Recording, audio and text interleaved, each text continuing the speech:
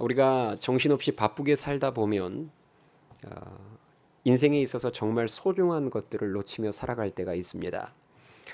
우리 삶에 있어서 가장 중요한 것은 관계인데요. 일에 대한 어떤 성취, 일과 성취, 또 더 많은 소유, 쾌락보다 사실 관계가 훨씬 더 중요합니다. 여기서 관계는 하나님과의 관계, 그리고 내 자신과의 관계, 그리고 가족과 이웃과의 관계를 말합니다. 이 중에서 가장 중요한 것은 당연히 하나님과의 관계죠. 왜냐하면 이 하나님과의 관계가 틀어지거나 멀어지면 나머지 관계에도 반드시 문제가 생기기 때문입니다. 그래서 성도가 정말 목숨처럼 소중하게 여겨야 될 것이 바로 예배입니다. 우리는 예배를 통해서 하나님의 말씀도 듣고 또 예배를 통해 하나님께 찬양과 기도와 감사의 예물을 올려드리기도 하고요. 또 축복 기도도 받습니다. 그리고 성도들과 주 안에서 교제도 하지요. 이런 예배 시간이야말로 성도가 가장 소중하게 여겨야 될 시간인데 우리가 바쁜 일상을 살다 보면 이런 예배를 소중하게 여기지 않을 때가 많습니다. 예배를 내가 어떤 일을 지금 이루려고 하는데 예배를 방해하는 장애물로 여길 때가 있어요. 시간을 많이 빼앗고 내 에너지를 많이 빼앗는 이 가장 소중한 예배를 방해물처럼 여길 때가 있습니다. 일의 성취를 위해서. 또 단풍철에 놀러 다니는 낙으로 사는 성도에게도 역시 예배는 부담스러운 것입니다. 토요일과 주일을 묶어서 좀 멀리 좋은 데 놀러 가고 싶은데 예배가 걸리는 거죠.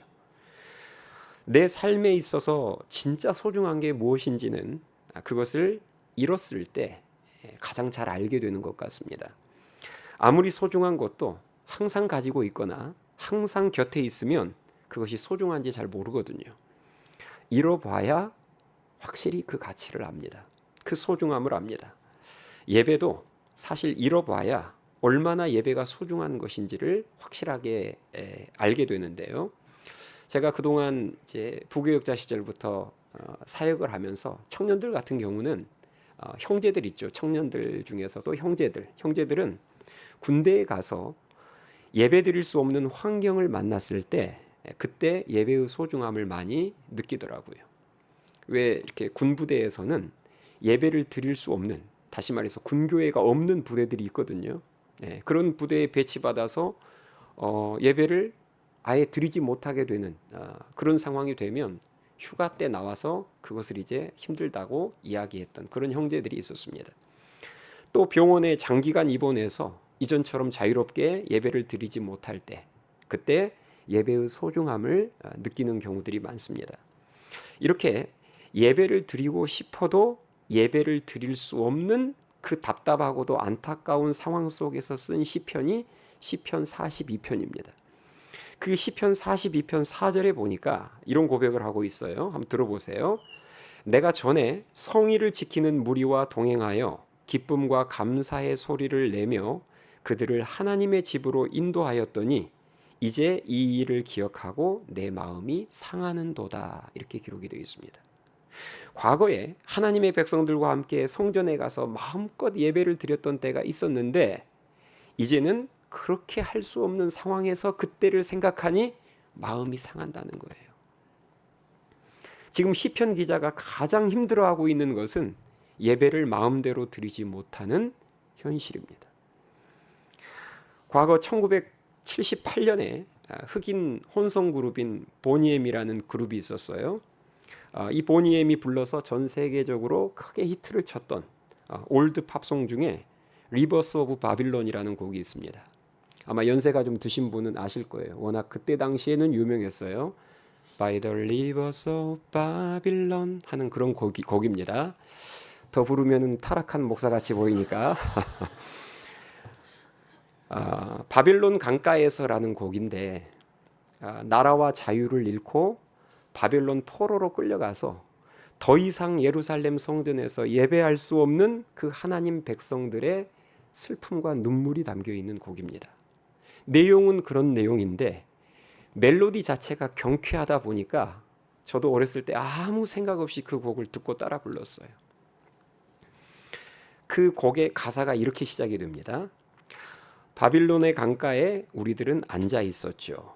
우린 시온을 생각하며 눈물을 흘렸어요. 중간 생략.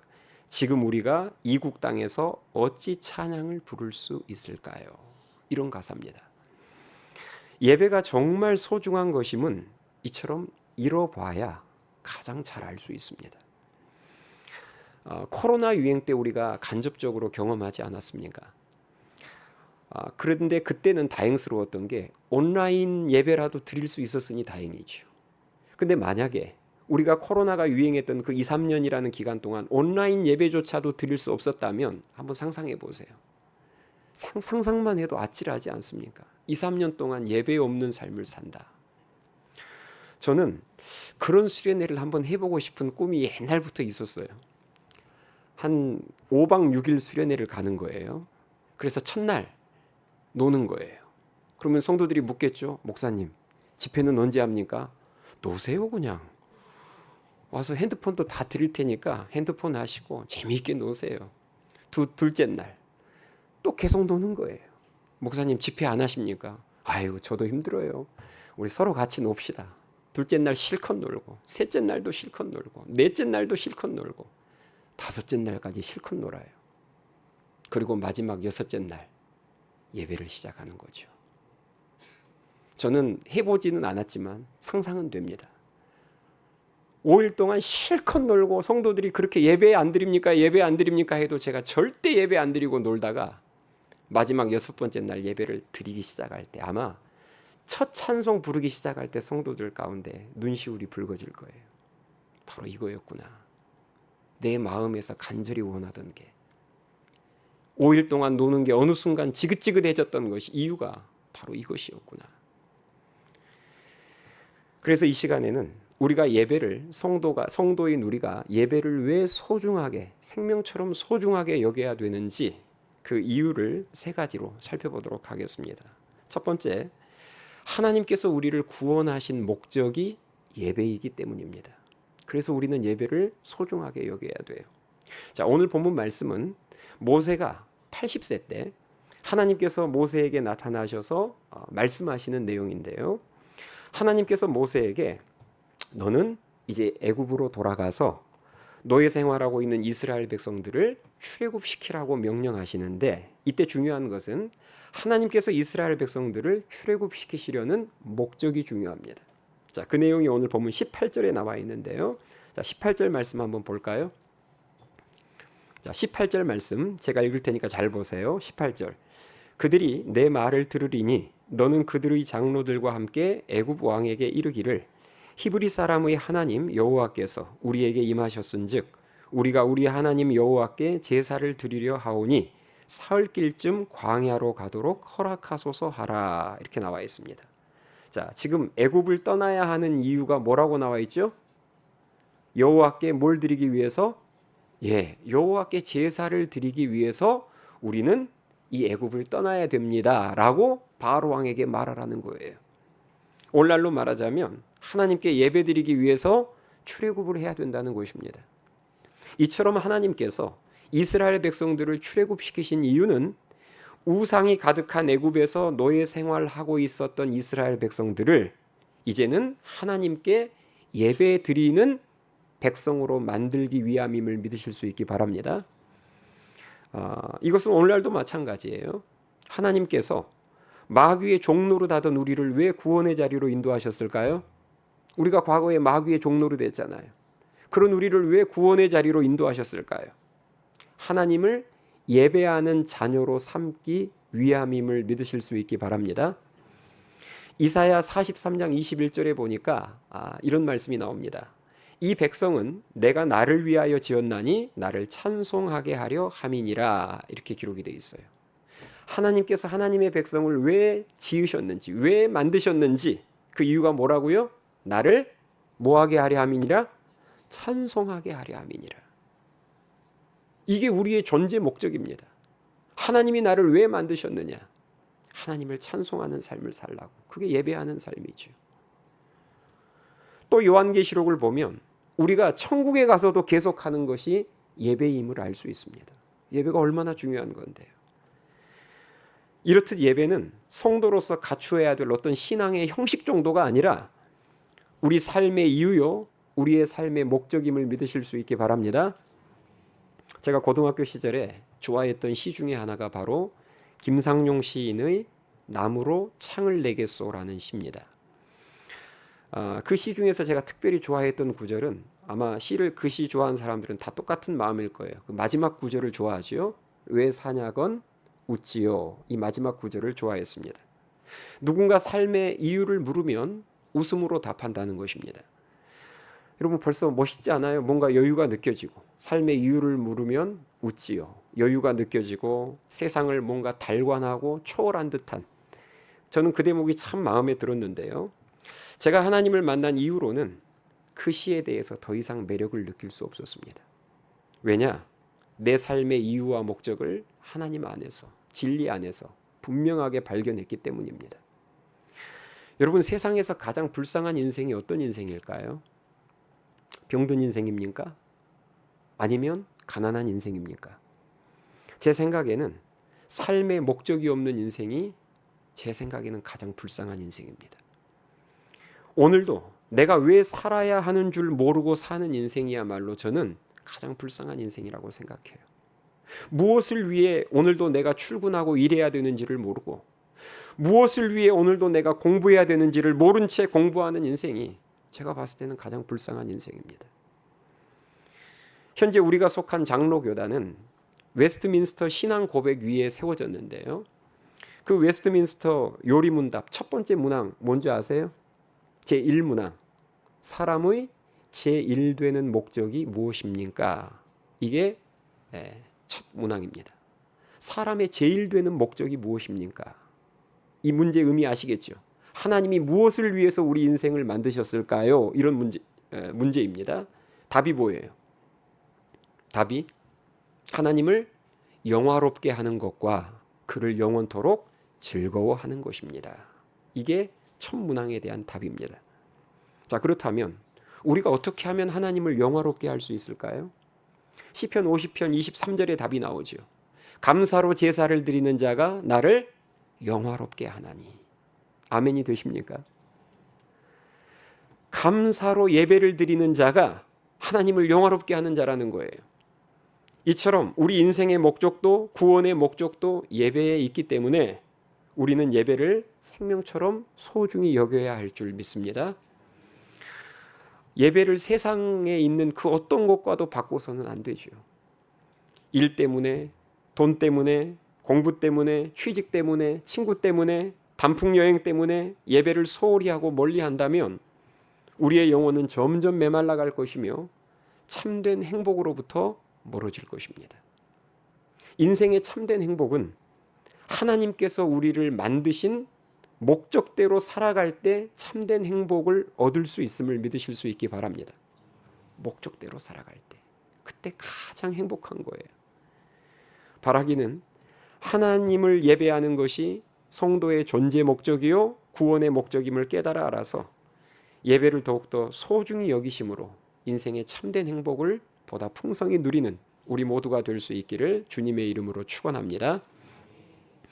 자, 두 번째 이유, 왜 우리가 예배를 소중하게 여겨야 되는가? 두 번째 이유는 우리가 예배를 통해서 우리의 삶이 회복되기 때문입니다. 하나님께서 예배를 통해서 우리의 삶을 회복시켜 주시기 때문입니다. 자, 우리가 보통 10계명을 나눌 때 두 파트로 나눕니다. 1계명부터 몇 계명까지? 4계명까지. 대신관계, 하나님과 우리 사이에서 지켜야 될 계명. 그리고 5계명부터 10계명까지는 대인관계, 사람과 사람 사이에서 지켜야 될 계명. 우리는 보통 10계명을 그렇게 두 파트로 나눕니다. 그런데 유대인들은 10계명을 나눌 때에 우리보다 훨씬 입체적이고 더 세부적으로 나눕니다. 유대인들은 어떻게 나누느냐? 1, 2, 3계명은 대신관계, 1계명부터 3계명까지를 대신관계, 4계명 하나 빼고 건너뛰고 5, 6, 7계명, 이 3계명 5, 6, 7계명을 대인관계, 그리고 마지막 8, 9, 10계명을 대물관계 이렇게 나눕니다. 그럼 지금 뭐 하나 빠졌어요? 사계명 하나 빠졌지요. 사계명이 뭔데요? 안식일을 거룩하게 지키라지요. 오늘날로 말하자면 주일을 거룩하게 지키는 것입니다.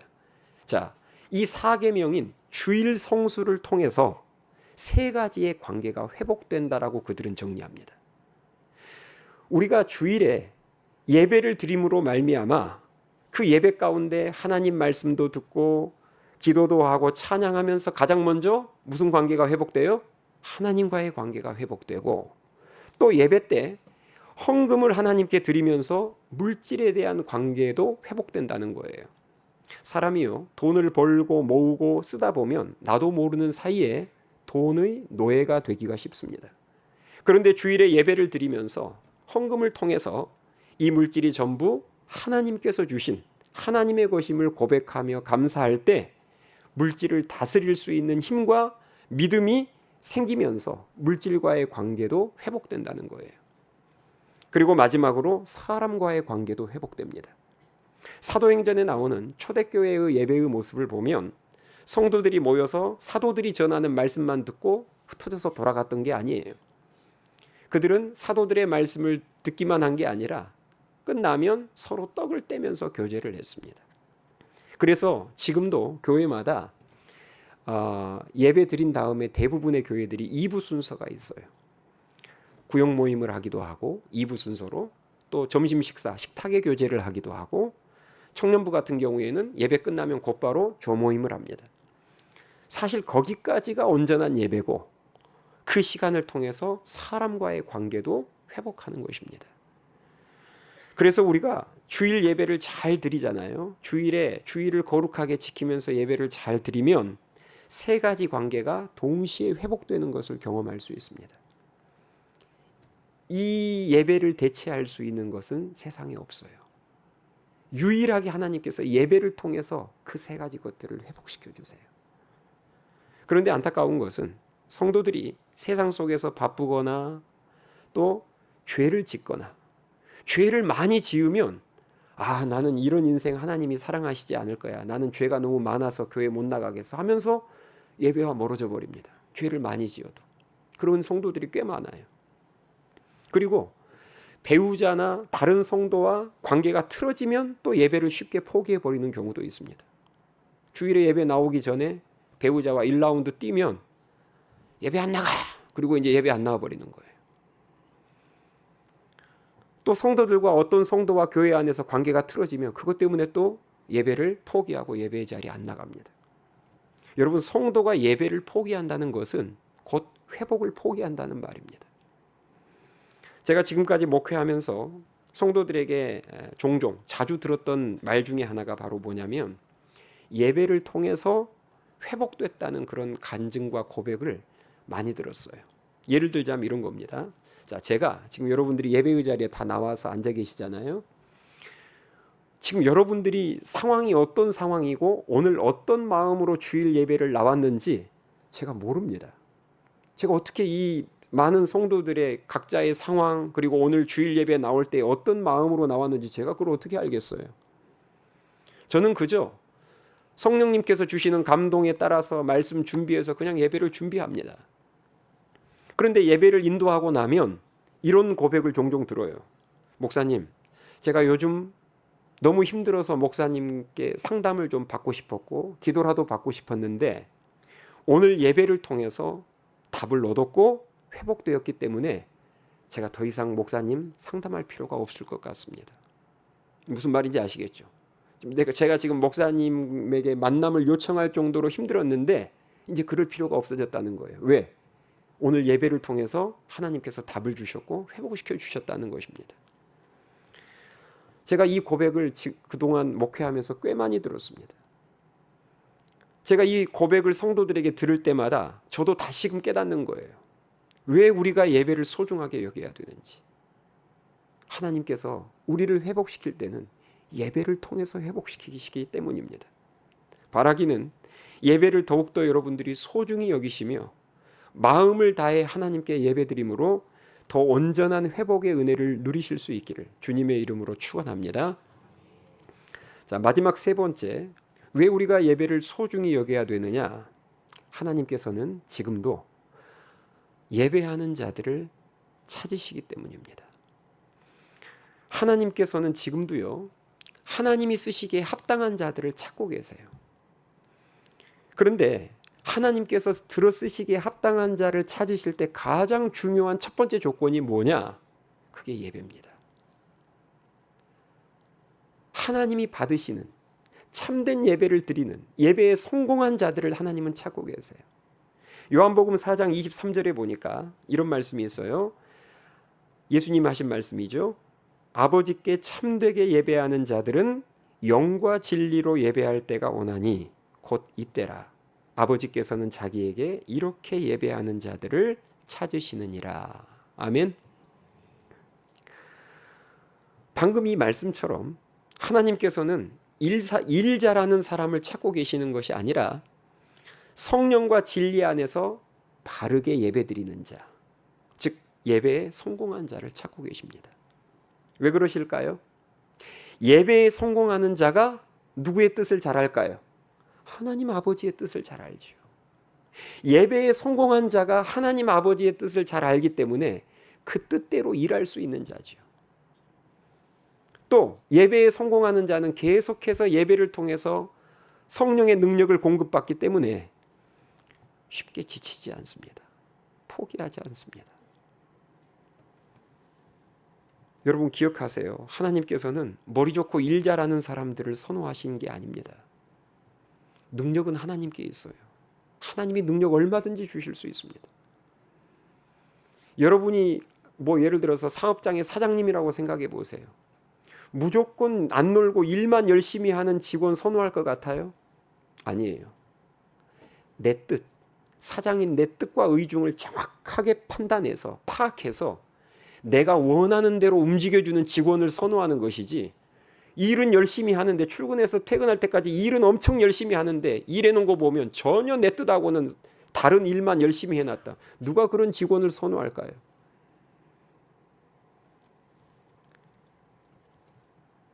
하나님께서는요, 예배에 성공한 자들을 찾고 계십니다. 제가 이렇게 말씀을 드리면 이런 질문하는 성도들이 종종 있어요. 목사님, 예배를 안 드리는 자는 몰라도 예배를 그러면 성공하는 자를 찾으신다는 말은 예배에 실패하는 자도 있다는 말입니까? 예, 예배에 실패하는 자도 있습니다. 제가 지금 말하는 이 예배의 성공은 뭘 말하냐면 단순히 예배의 횟수만을 말하는 게 아니에요. 많이 예배드리는 사람은 성공한 사람이고 적게 예배드리는 사람은 실패한 사람이다. 단순히 그런 차원의 말이 아닙니다. 예배의 성공이라는 것은 결국 하나님께서 받으시는 예배를 드린다는 거예요. 그럼 예배의 실패는 뭔데요? 하나님께서 받으실 수 없는, 하나님이 연락하지 않는 예배를 드린다는 말입니다. 여러분, 예배가요, 하나님이 받으시는 예배가 있고 하나님이 받지 않으시는 예배가 있습니다. 우리가 창세기에 보면 아담의 두 아들이죠. 가인과 아벨이 하나님께 제사를 드렸는데 하나님께서 아벨의 제사만 받으시고 가인의 제사는 받지 않으셨죠. 우리가 이것만 봐도 하나님께서 받지 않으시는 예배가 있음을 알 수 있습니다. 이사야 1장 11절에 보니까 이런 말씀이 있어요. 한번 들어보세요. 하나님이 당시 이스라엘 백성들의 제사를 받지 않는 내용을 이사야 선지자를 통해 이렇게 말씀하셨어요. 이사야 1장 11절, 여호와께서 말씀하시되 너희의 무수한 제물이 내게 무엇이 유익하뇨? 나는 순양의 번제와 살찐 짐승의 기름에 배불렀고 나는 수송아지나 어린 양이나 순염소의 피를 기뻐하지 아니하노라. 너희가 내 앞에 보이러 오니 이것을 누가 너희에게 요구하였느냐? 내 마당만 밟을 뿐이니라. 이렇게 기록이 되어 있습니다. 무슨 내용인지 아시겠죠? 이사야 선지자가 활동하던 그 시대에 이스라엘 백성들은 부지런히 제사를 드렸습니다. 성전을 찾아가서 계속해서 제물을 바쳤어요. 그런데 하나님 말씀하시기를 나는 너희들이 바친 제물, 너희들이 했던 제사 받은 적이 없다는 것입니다. 그래서 마지막에 무슨 표현을 쓰시죠? 너희는 내 마당만 밟았을 뿐이야. 당시 제사를 늘 드렸던 이스라엘 백성들은 상상조차 할 수 없는 일입니다. 자기네들은 늘 제사를 드렸기 때문에 당연히 하나님이 다 받으신 줄 알고 있었겠죠. 그 착각을 하고 있으니 하나님께서 이사야 선지자를 통해서 이 말씀을 하시는 것입니다. 나는 너희들 제사 받은 적 없어. 너희들은 스스로 만족하면서 나는 제사 드렸다. 스스로 만족 가운데 제사를 드렸을지 모르지만 나는 받은 적이 없어. 오늘날도 마찬가지예요. 우리도 이 시대에 얼마든지 하나님이 받지 않으시는 잘못된 예배, 형식적인 예배 드릴 수 있습니다. 예배당만 밟고 돌아가는 예배 드릴 수 있어요. 하나님에게는 카운트되지 않는. 지금 이 예배의 자리에 여러분들이 지금 똑같이 앉아 있잖아요. 많은 성도들이 똑같이 앉아 있어도 하나님께서 이 성도의 예배는 받으시고 저 성도의 예배는 받지 않으실 수 있습니다. 여러분 우리가 주일에 하나님께서 기뻐 받으시는 예배를 드리잖아요. 다시 말해서 예배에 성공한 성도가 되면 그 예배 가운데 주어지는 회복 때문에 다음 날인 월요일에 가장 의욕적인 삶을 살아갑니다.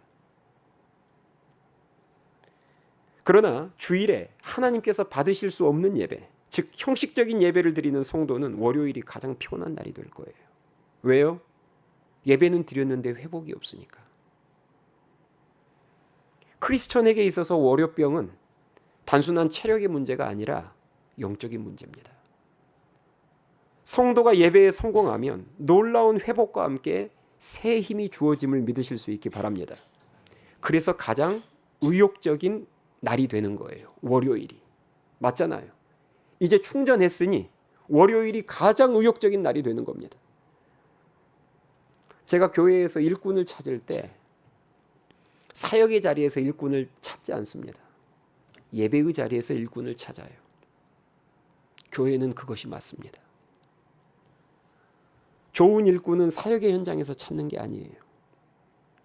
예배에 성공하는 성도가 하나님 아버지의 마음을 알고 교회의 비전도 알고 목사님의 목회 철학도 알기 때문에 바른 사역을 할 수 있는 것이죠. 이게 중요합니다. 사역을 할 때는 바른 사역을 해요. 사역을 해야 됩니다. 하나님의 가려운 부분을 긁어줄 수 있는 그 사역. 지금 우리 교회가 추구하는 그 방향과 맞는 사역, 목사님의 목회 철학과 맞는 사역, 그 사역을 해야죠. 그러려면 예배에 성공하는 자를 찾아내야 합니다. 또 예배에 성공하는 자는 앞서 말씀드렸던 것처럼 예배를 통해서 늘 성령의 능력, 하늘의 지혜를 공급받기 때문에 쉽게 지치거나 중간에 포기하지 않습니다. 그래서 교회의 일꾼은 예배의 자리에서 찾는 겁니다. 자, 성도를, 우리 하나님의 자녀들인 성도를 등잔불에 심지로 비유를 했을 때 우리는 심지를 태우는 인생이 아닌 기름을 태우는 인생이 되어야 될 줄 믿습니다. 자, 등잔불에 기름이 다 떨어지는 순간부터 뭐가 타들어가죠? 심지가 타들어갑니다. 심지가 타들어가면 불은 금방 꺼져버려요. 성도도 마찬가지예요. 성령의 기름이 예배를 통해서 계속해서 공급되지 않으면 결국은 심지인 자기가 탑니다. 자기 열심, 자기 지혜로 뛰니까 오래가지 못해서 금방 그런 불은 꺼져버립니다. 예배에 성공하는 자는 심지를 태우는 인생이 아니라 기름을 태우는 인생이에요. 그래서 사역을 해도 쉽게 지치지 않습니다. 중간에 쉽게 포기하지 않아요. 그러나 예배를 통해서 성령의 능력을 공급받지 않고 오직 내 지혜로 뛰면 오래가지 못합니다. 금방 탈진할 거예요. 금방 내려놓고 싶을 겁니다. 바라기는 예배에 성공하는 자들이 되어서 하나님께서 이 시대에 찾으시는 그 참된 예배자, 그 참된 일꾼으로 귀하게 쓰임받을 수 있기를 주님의 이름으로 축원합니다. 오늘 말씀을 정리하겠습니다. 하나님의 자녀인 우리는 예배를 정말 생명처럼 소중하게 여겨야 합니다. 왜 그렇습니까? 제가 세 가지 이유를 말씀드렸죠. 첫 번째, 하나님께서 우리를 구원하신 이유가, 그 목적이 예배이기 때문입니다. 두 번째, 하나님께서 예배를 통해서 우리들의 삶을 회복시키기 때문입니다. 그리고 마지막 세 번째, 하나님께서는 오늘도 성령과 진리 안에서 바르게 예배하는 자, 예배에 성공하는 자를 찾고 계시고 그러한 자를 귀하게 쓰시기 때문입니다. 바라기는 여러분들이 오늘 이 예배를 통해서 예배의 소중함을 보다 더 깨달아 알아서 이전보다도 예배를 더 소중히 여기고 예배에 성공하는 자가 되어서 더 큰 회복의 은혜를 누리며 더 귀하게 쓰임받는 역사가 있기를 주님의 이름으로 축원합니다. 찬양하시겠습니다.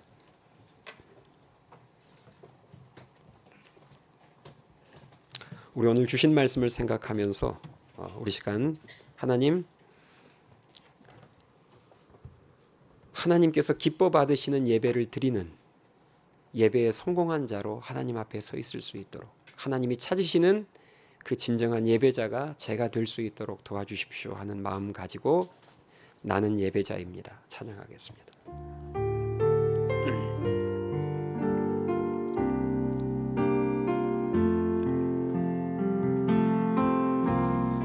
나는 하나님을 예배하는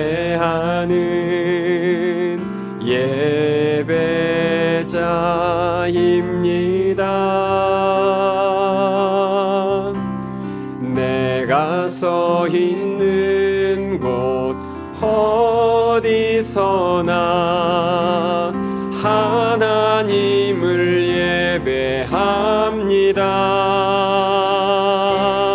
내 영혼 거룩한 은혜를 향하여 내 마음 완전한 하나님 향하여 이곳에서 바로 이 시간 하나님을 예배합니다. 처음부터 다시 고백합니다.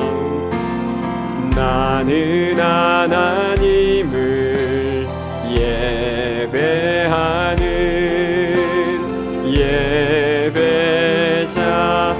예배자입니다. 내가 서 있는 곳 어디서나 하나님을 예배합니다. 내 영혼 거룩한 은혜를 향하여 은혜를 내 마음 완전한 하나님 향하여 하나님 향하여 이곳에서 바로 이 시간 하나님을 예배합니다. 내 영혼 거룩한 은혜를 향하여 거룩한 은혜를 향하여 내 마음 완전한 하나님 향하여 이곳에서 바로 이 시간 하나님을 예배합니다. 하나님을 예배함. 내 영혼 거룩한 은혜를 향하여 거룩한 은혜를 향하여 내 마음 완전한 하나님 향하여 이곳에서 바로 이 시간 바로 하나님을 예배합니다. 하나님을 예배하 내 영혼 거룩한 은혜를 향하여 거룩한 은혜를 향하여 내 마음 완전한 하나님 향하여 이곳에서 바로 이 시간 하나님을 예배합니다. 하나님을 예배합니다. 예배합니다. 찬양합니다. 주님만 날 다스리소서.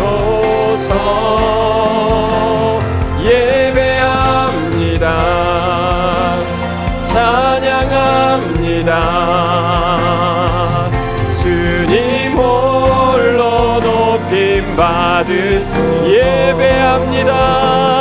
예배합니다. 주님을 찬양합니다. 주님만 날 다스리소서. 날 다스리소서. 예배합니다. 찬양합니다. 주님 우리 마음을 실어 다시 한번 마지막으로 고백합니다. 예배합니다. 이 시간 주님을 찬양합니다. 주님만 날 다스리소서. 날 다스리소서. 예배합니다. 찬양합니다. 주님 홀로 높임 받으소서. 우리 여러분 이 시간 기도합시다.